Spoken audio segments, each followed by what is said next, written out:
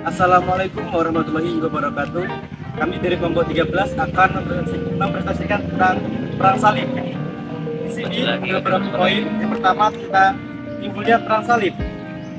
Perang salib adalah perang keagamaan yang berlangsung selama hampir 2 abad dan terjadi sebagai reaksi orang-orang Kristen di Eropa terhadap umat Islam di Asia yang dianggap sebagai pihak penyerang. Disebut perang salib karena ekspedisi militer Kristen sewaktu melakukan perang mempergunakan salib sebagai simbol pemersatu untuk menunjukkan bahwa perang yang mereka lakukan adalah perang suci. Terus di sini ada tahapan perang salib. Yang pertama ada disebut perang periode serangan orang-orang Kristen yang terjadi dalam 2 gerakan. Gerakan yang pertama disebut gerakan gerombolan Nakai Jerata.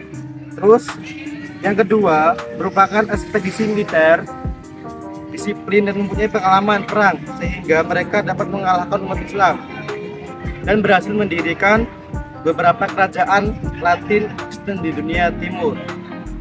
Terus tahap yang kedua pada tahun 1144 Masehi disebut periode reaksi umat Islam karena jatuhkan wilayah kekuasaan Islam ke tangan kaum salib sehingga Imaduddin Zangki dan Nuruddin Zangki dan Salahuddin Al-Ayyubi bangkit melakukan perlawanan untuk merebut kembali wilayah-wilayah yang dikuasai oleh orang Kristen. Terus tahap yang ketiga yang dikenal sebagai periode kehancuran dalam perang salib. Pasukan salib dapat dihadang oleh pasukan Salahuddin Al-Ayyubi dan karena sudah jenuh berperang, maka kedua belah pihak yaitu antara Salahuddin dan Raja Inggris sepakat melakukan gencatan senjata. Poin yang kedua adalah penyebab perang salib. Penyebab utamanya sendiri adalah yang pertama faktor agama, yang kedua politik dan sosial ekonomi. Dari faktor agama sendiri disebabkan oleh semenjak Daulah Saljuk merebut Baitul Maqdis dari tangan Daulah Fatimiyah pada tahun 1070 Masehi. Pihak Kristen merasa tidak bebas lagi menunaikan ibadah ke sana. Hal ini disebabkan karena para penguasa Saljuk menetapkan sejumlah peraturan yang dianggap mempersulit mereka yang hendak melaksanakan ibadah ke Baitul Maqdis. Dari sini dapat dilihat besarnya faktor agama dalam mengorbankan semangat perang salib sebagai reaksi atas perlakuan jelek orang-orang Turki terhadap orang Kristen berziarah ke Baitul Maqdis. Yang kedua ada faktor politik. Di sini kekalahan Bizantium di Manzikert pada tahun 1071 Masehi dan jatuhnya Asia kecil dalam kekuasaan daulah telah mendorong Kaisar Alexius I Komnenos untuk meminta bantuan kepada Paus Urbanus II dalam usahanya untuk mengembalikan kekuasaannya di daerah Saljuk. Paus Urbanus II bersedia membantu Bizantium karena adanya janji Kaisar Alexius untuk tunduk di bawah kekuasaan Paus di Roma dengan harapan untuk dapat mempersatukan gereja Yunani dan Roma. Yang ketiga ada faktor sosial ekonomi. Pedagang besar yang berada di pantai Timur Tengah merupakan Timur Tengah yang berada di kota Venesia, Genoa dan Pisa. Mereka berambisi untuk menguasai sejumlah kota dagang di sepanjang pantai timur dan selatan untuk memperluas jaringan perdagangan mereka. Dari paparan di atas dapat diketahui bahwa ada 3 faktor penting yang memblokir, yang memobilisir dan memotivasi terjadinya perang salib. Yang pertama tadi ada faktor agama, yang kedua politik, dan yang terakhir adalah sosial ekonomi. Terus poin yang seterusnya yaitu adalah serangan Kristen dalam perang salib sekitar tahun 1096 Masehi hingga tahun 1144 Masehi. Periode serangan ini dibagi ke 2 tahap. Tahap pertama disebut gerakan gerombol rakyat jelata, di mana mereka tidak memiliki kemampuan berperang, tidak berdisiplin, dan tidak memiliki persiapan yang matang.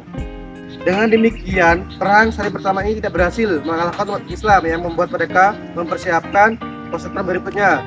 Oleh sebab itu, pada pasukan berikutnya mereka betul-betul mempersiapkan pasukan yang tangguh, berlatih, dan terorganisir. Itu sebabnya gerakan salib Kedua ini lebih dikatakan merupakan ekspedisi militer yang berdisiplin, terorganisir, rapi, dan dipimpin oleh Godfrey of Bouillon.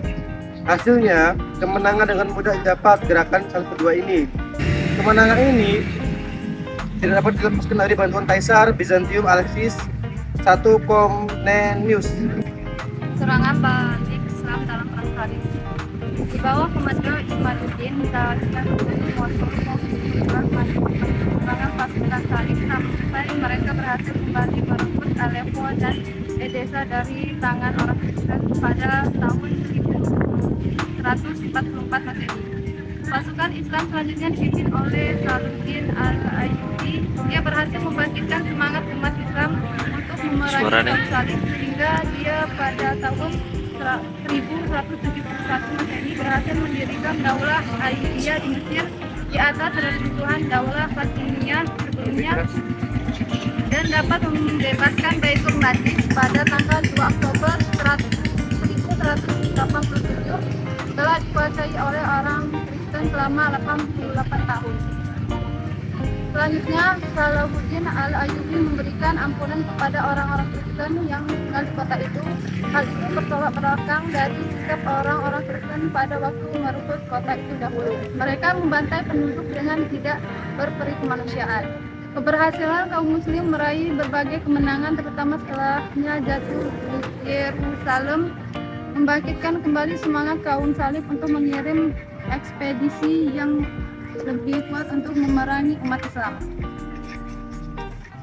Adapun divisi kedua yang menempuh jalur laut bertemu di Sisilia. Mereka berada di sana sampai musim dingin berlalu. Karena terjadi kesalahpahaman, akhirnya mereka meninggalkan Sisilia secara terpisah.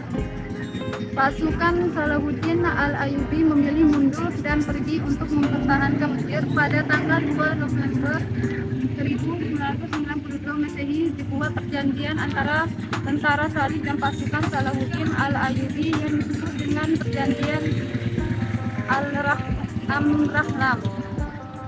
Dalam perjanjian tersebut dijelaskan bahwa orang-orang Kristen yang pergi berziarah ke Baitul Maqdis tidak akan diganggu.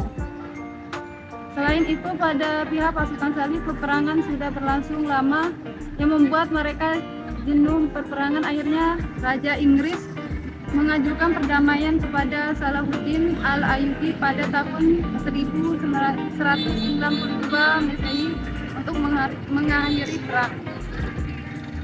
Poin terakhir, kesudahan perang Salib. Tentara Salib pada periode ini dipimpin oleh Raja Jerman Frederick II. Tujuan utama mereka untuk membebaskan Baitul Maqdis sebelum mereka ke Palestina. Dengan demikian, kota-kota pernah direbut dahulu oleh pasukan Salib ini semua telah berhasil direbut kembali oleh kaum muslimin tanpa terkecuali. Namun, meskipun pihak Kristen Eropa menderita kekalahan dalam perang Salib, namun mereka telah mendapatkan hikmah yang sangat besar nilainya dari perang Salib karena mereka dapat berkenalan dengan peradaban Islam yang sudah maju. Dalam bidang militer, dunia Barat menemukan persenjataan dan teknik peperangan yang belum pernah mereka temukan sebelumnya di negaranya, seperti penggunaan bahan peledak dan melantarkan peluru. Pertarungan senjata dengan menunggang kuda. Dalam bidang pertanian, mereka menemukan model irigasi yang praktis dan jenis tumbuhan serta buah-buahan yang beraneka ragam. Bidang astronomi mempengaruhi lahirnya berbagai observarium di barat. Dalam bidang kesehatan, mereka berhasil membawa dan menerjemahkan berulang kali ke berbagai bahasa yang ada di Eropa. Karya Ibnu Sina yang berjudul Al-Shifa tentang ilmu kedokteran. Demikianlah akhir dari perang Salib telah mempelajari sendi-sendi kekuatan Islam di dunia timur dan melahirkan Renaissance di dunia barat. Demikian tadi dari kelompok kami, mohon maaf. Wassalamualaikum warahmatullahi wabarakatuh.